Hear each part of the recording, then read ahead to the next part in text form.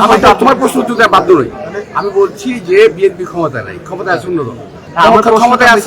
ক্ষমতায় আছে এনসিপি, ক্ষমতায় আছে জামাত। এই মুহূর্তে বিএনপি না।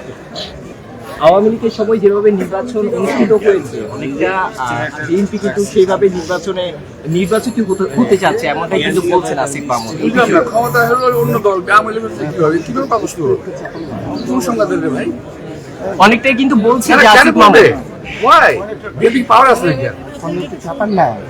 এই বিষয়ে আপনার না, মতামত। মতামত তুই প্রশ্ন করতেছে কেন ভাই? তুমি কি স্পাইং করতেছো নাকি? অনেকটাই কিন্তু বলছে বিএনপি ক্ষমতা আছে নাকি আর? আমার প্রশ্ন আমি তো তোমার প্রশ্ন উত্তর দেওয়া বাধ্য নই। আমি বলছি যে বিএনপি ক্ষমতায় নাই, ক্ষমতায় আছে অন্য দল।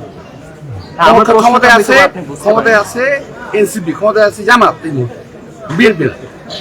যারা সংশয় প্রকাশ করছে তারা কি কারণে করছে আমি জানি না, তবে ভিন্ন কারণে আমি সংশয় প্রকাশ করছি। এটা ভিন্নতর কারণ আছে। সেটা হলো যে কিছুদিন আগে রাষ্ট্রের একজন হত্যাকর্তা ব্যক্তি তিনি বলেছেন কিছু নতুন লোককে সংসদে আনতে হবে। এই কথা বলেন নিজে আসতে হবে। আবার কিছু লোকের প্রার্থীর এমন কথা শোনা যাচ্ছে যে তারা জিতবেই। সাধারণ লোক জানে, আমি নিজেও বুঝি যে এদের জেতার কোনো সম্ভাবনা নাই।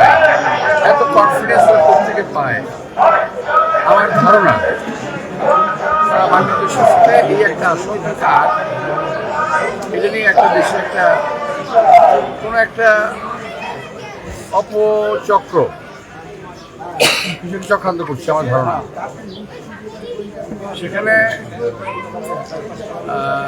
জনগণের যারা ভোট দেবে সেখানে ইঞ্জিনিয়ারিং হওয়ার সম্ভাবনা আছে। আমি কিন্তু আবার মেন করে বলছি, একটা হলো ভোট কারচুপি, আর একটা হলো ইঞ্জিনিয়ারিং। কারচুপিটা হয় সেন্টারে, যেটা অপকর্ম করা হয় বিভিন্ন সময় হয়েছে ইতিমধ্যে। আর একটা হলো ইঞ্জিনিয়ারিংটা হলো অ্যাডমিনিস্ট্রেটিভ। আমি সেই অ্যাডমিনিস্ট্রেটিভ ভয় আছে, এছাড়া আমার কোনো ভয় নেই।